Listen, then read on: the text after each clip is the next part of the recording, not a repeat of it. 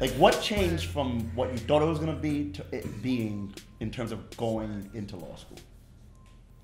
I took the LSAT 3 times. Same. You took the LSAT 3 times? I got a.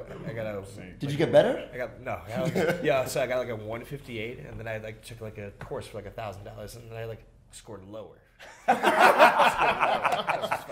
want to say the name of the course? What's the name of the course you took? Yeah, fuck that course. Say it. Blow them up. The OG was Princeton Review. Fuck that shit. Power Score was like I felt like I had like it was good with Power Score, but then I scored lower, and I was like, what? It was like a notorious logic game, whatever. It's like logic games, like question. So You look stressed thinking about that shit. I'm just thinking about it. And then I just took practice tests for 6 months straight, and I scored 10 points higher, which is like unheard of for like an LSAT. What was your first score? 158. And you thought you could do better? Yeah. You know what's the funny thing is?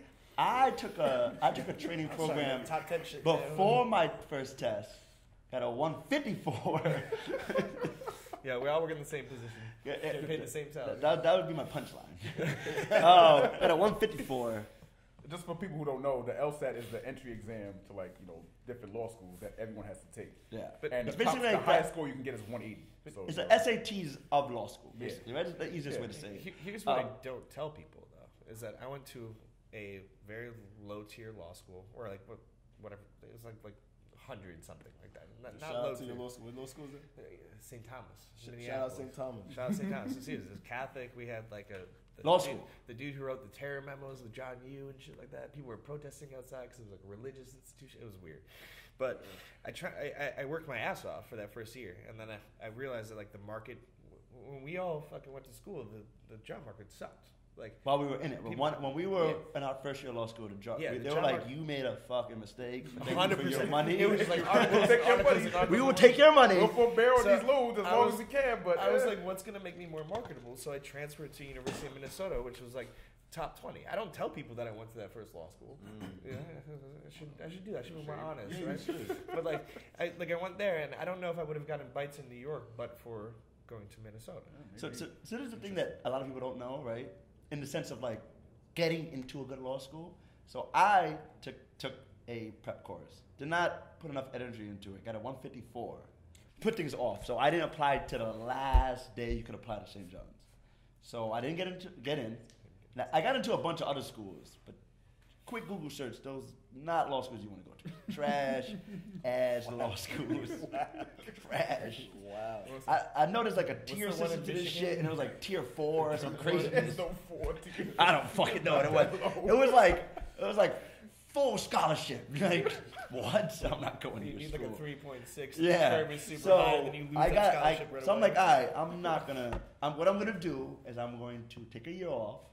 I ended up doing a year of MBA, and I'll reapply, and I'll study and retake the LSAT. What'd you get? I did not retake the LSAT. Interesting. Well, I spent the whole semester of that 1 year I took for the MBA. I was studying for the MBA for my MBA. That first semester I was studying for the LSAT, and then I realized I'm not studying that well. I probably will do worse on this fucking test. So I didn't take it. But what I did do was I applied early applications to St. John's, right? Like early admissions, right? Early admissions. Really And just doing that took me from the waiting list to St. John's. And they actually, the year before I went to law school, they actually took me from the waiting list to, they said I can come to the school, but it was like a week before law school started. And I was like, I'm not going to do that shit. I'll just wait a year. But just changing my application date got me from the wait list to a $15,000 scholarship. Wait, Really? So So maybe they liked you, or like you were on the waiting list and you would have gotten in. Well, so but for the candidates that applied before you. So I talked to people about it, and basically the conversations I had, because like obviously this is kind of like a weird thing, and they basically said that one, in the beginning, every law school is kind of slightly more laxed on like who they accept and don't accept to their schools, because like they don't know if this is going to be a great year and have so many applicants that they can just be strict about it. But as like, let's say they have 200 spots or 100 spots, as they fill them up, they become more strict, and that as they really fill them up, they start to like hold seats for like basically favors, like, you know, like say You know, someone someone who's like donated a dorm to the school wants their daughter to go to fucking school or some shit like that. Oh, yeah? No one officially said that. But like, that's basically the implication. You know what I'm saying? Or if you got $1 million, like what's going on? Yeah, like Now, stuff like that. you Like know? basically they're being selective. Who told you this? I can't recall. Got your bitch. Swag. Attorneys for swag.